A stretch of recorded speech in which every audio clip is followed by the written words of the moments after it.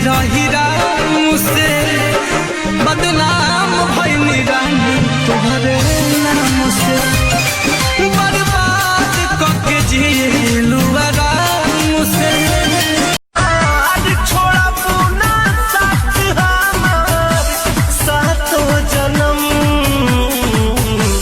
तू वादा कर प्यार में खाके कसम दुनिया बनवला तू ही वाहिरे खुदाई काहे ना बनवला दे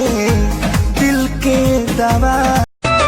खड़ा बानी पिछुआरी प्यार जानी लेट कर जय माला होखे से पहले भेंट कर हो जय माला होखे से कि जैसे हमके सतावे तोहके सतावे ना कि नाए जान तोहरो के याद हमारे आवेला कि नाए हमरा प्यार के बदला में बोला का दिल बाड़ू हो तू जब दिल बाड़ू हो तो दगा दिल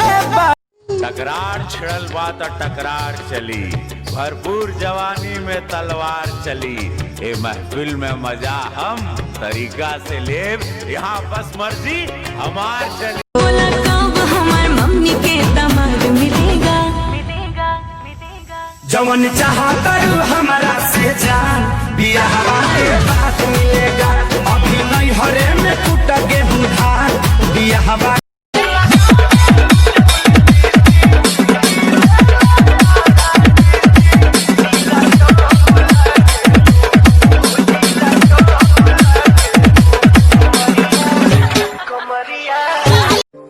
सोचो ना देखो ना क्या हुआ इत्तेफाक से लम्हे जो होते हैं मिलते तू सलामत रह यार जी हीरा हीरा मुझसे बदनाम भइनी रानी तुम्हारे नाम से बर्बाद करके जिलू आराम से आज छोड़ा पुना साथ हमार सातो जन्म तू वादा कर प्यार में खाके कसम दुनिया बनवला तू ही वाहिरे खुदाई काहे ना बनवला